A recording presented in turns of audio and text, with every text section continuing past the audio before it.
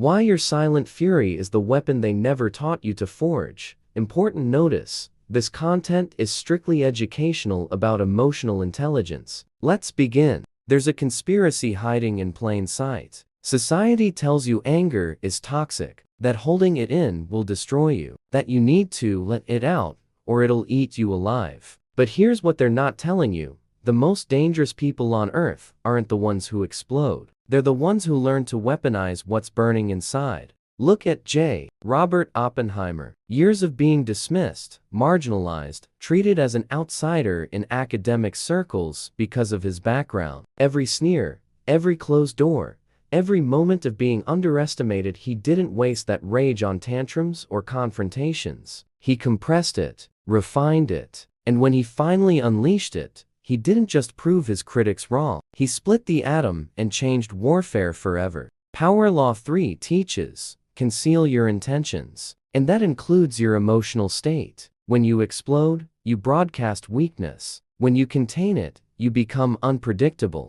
dangerous. The repressed anger inside you isn't a disorder, it's undetonated ordnance. The question is whether you'll waste it on small explosions or save it for something that matters. Neuroscience backs this up in disturbing ways. When you suppress immediate emotional reactions, your prefrontal cortex, the planning and execution center, lights up like a Christmas tree. Your brain shifts from reactive mode to strategic mode. You stop being an animal responding to stimuli and become a chess player, calculating 7 moves ahead. The Stoics understood this 2 millennia ago. Seneca wrote that anger is like drinking poison and expecting your enemy to die. But what if you learn to distill that poison into medicine? What if every betrayal, every humiliation, every moment someone made you feel powerless became raw material for your transformation? Here's the uncomfortable truth: the people who changed history weren't naturally calm. They were controlled volcanoes. Benjamin Franklin endured years of public humiliation in British Parliament before the Revolution. Steve Jobs was fired from his own company. Each used their rage not as a weakness to overcome,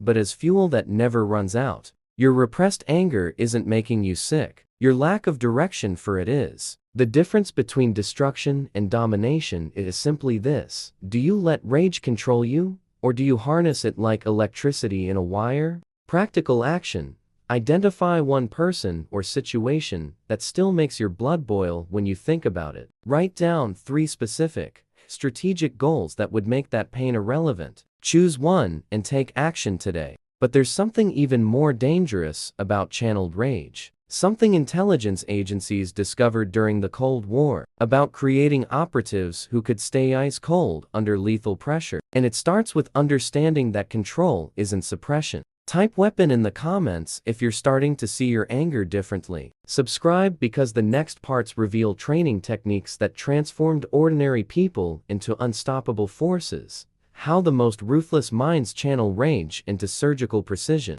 Let's talk about something they don't want you to know. The intelligence operatives who've done the impossible, infiltrated enemy nations, maintained cover for decades, executed missions under impossible pressure, they all share one trait. It's not fearlessness. It's not psychopathy. It's the ability to feel everything and show nothing. Consider Elon Musk's trajectory. Every time journalists mocked Tesla as a billionaire's toy, every time experts declared SpaceX would fail, every short seller betting against him, that wasn't just criticism. That was fuel. He didn't waste energy on public feuds or emotional meltdowns. He redirected every ounce of that rage into 80-hour work weeks, into solving engineering problems everyone said were impossible, into launches that made his critics irrelevant. Power Law 15 reveals: crush your enemy totally, but not with emotional outbursts that expose you. With the accumulated energy of transmuted rage. Every time you refrain from reacting, you're not being weak, you're loading the chamber. And when you finally act,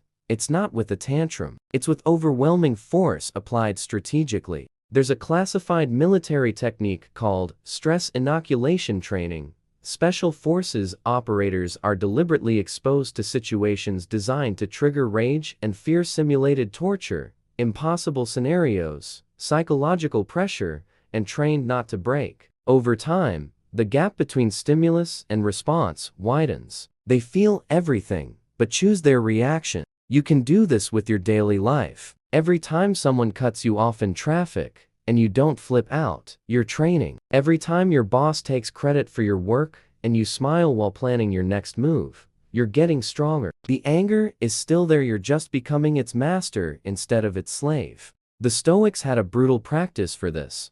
Premeditatio malorum, premeditation of evils. They'd visualize in vivid detail every possible humiliation, loss, and betrayal before it happened. So when it came, the rage didn't catch them off guard. They'd already processed it mentally, already decided how they'd use it. Here's what separates the dominated from the dominators. Weak people react immediately and regret it. Average people suppress and get sick. Masters of power suppress and transmute. They take that volcanic energy and forge it into relentless discipline, laser focus, flawless execution. Practical action for the next 48 hours. When you feel anger rising, pause for 10 seconds. Breathe deeply 3 times. Then ask, how can I use this energy to my advantage? Act on the answer. Type precision in the comments if you're ready to stop being controlled by your emotions. Hit that like button if you're seeing that your greatest weakness might be your greatest weapon in disguise. Why? High-stakes negotiators master emotions better than anyone. Let's talk about something most people never consider. FBI hostage negotiators and crisis intervention specialists, not the Hollywood versions, but the real operatives who've talked armed suspects down from ledges. They've mastered something you desperately need: absolute emotional control under lethal pressure. They're not emotionless robots. They feel fear, anger, even frustration. But they've developed the capacity to dam those emotions and release them only when strategically necessary. Chris Voss, former FBI lead international kidnapping negotiator, described moments where rage would surge when dealing with terrorists holding innocent lives. When negotiations seemed impossible, he didn't deny that anger. He learned to freeze it, to keep it dormant until the exact microsecond he needed that energy for a calculated decision. There's a brutal lesson here about control. He transformed extreme pressure into surgical precision. You can transform your rage into strategic power the same way. Power Law 4 teaches, always say less than necessary. That includes your emotional state. When people can read your anger, they can manipulate it. When you're unreadable, they're operating blind. Your repressed rage becomes invisible armor and a hidden blade simultaneously. There's a special forces technique called stress inoculation training. Elite operators are repeatedly exposed to situations designed to trigger rage and fear, but trained not to break. Over time, the brain learns to separate stimulus from response. You can replicate this in daily life. Every time someone provokes you and you choose not to explode, you're training. You're getting stronger. The Stoics practiced something similar. Premeditatio malorum, premeditation of evils. They'd visualize in vivid detail every possible humiliation, loss, and betrayal before it happened. So when it came, the rage didn't catch them off guard. They'd already processed it mentally, already decided how they'd deploy it. Here's what separates the dominated from the dominators. Average people react instantly. Powerful people respond deliberately. The gap between reaction and response is where your repressed anger transforms into strategy. In that space, you stop being a victim of circumstances and become the architect of your destiny. Navy SEALs talk about controlling the controllables. You can't control what happens to you, but you can control your response. That split second of choice, that microscopic gap between trigger and action, is where all power lives. It's where your rage stops controlling you and you start wielding it like a precision instrument. Practical action. Start a rage journal. Every time you feel intense anger, document what happened, what you felt, and 3 strategic ways to channel that energy. Review weekly and watch patterns emerge that reveal your triggers and your power. Type architect in the comments if you're seeing the difference between reacting and responding. Subscribe, because the final part reveals how to turn your deepest wounds into your most unstoppable assets. Disclaimer: This content is strictly for educational purposes regarding emotional intelligence and Stoic philosophy. Historical references are used as case studies on emotional control, not as glorification of illegal or violent actions. We do not promote or encourage criminal behavior. How every betrayal becomes rocket fuel for your ascension. We've reached the core. The question that determines everything: will you consume your rage, or will it consume you? Because neutrality doesn't exist. Either you master your emotions, or they master you. And whoever masters their emotions masters their destiny.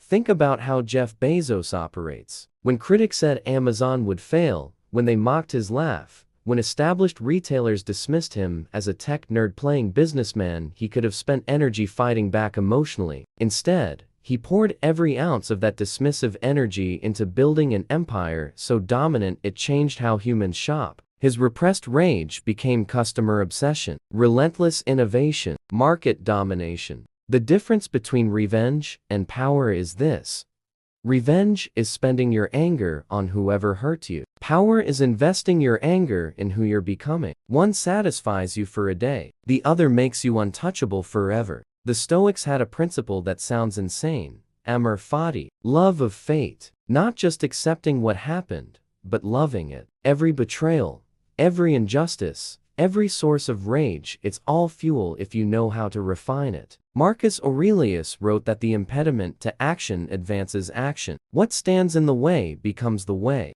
Here's the final transformation, the one that separates those who understand from those who actually change. Take your deepest source of repressed anger, that ancient wound, that humiliation that still stings, that moment you've never fully processed, and declare war. Not on whoever hurt you, on your own limitations. Set an impossible goal, something so audacious that if you achieve it, all that pain becomes irrelevant. Then attack it daily with the intensity of that original rage. Let every rep, every effort, every small victory be you transmuting poison into power. This is how titans are forged, not from people who never felt pain, but from people who learn to use pain as raw material. Your repressed anger isn't a burden you carry, it's a forge you work in. The question is whether you'll let it burn you, or whether you'll use it to forge yourself into something unbreakable. Practical action: down your single greatest source of rage. Below it, one audacious goal that would make that pain meaningless. Starting today, dedicate 30 minutes daily, turning that rage into systematic action toward that goal. Type ascension in the comments if you've decided to stop being victimized by your own emotions. Like this video if something shifted in you. Subscribe to continue this journey of transformation, and share this with someone who needs to understand that their pain can become their power.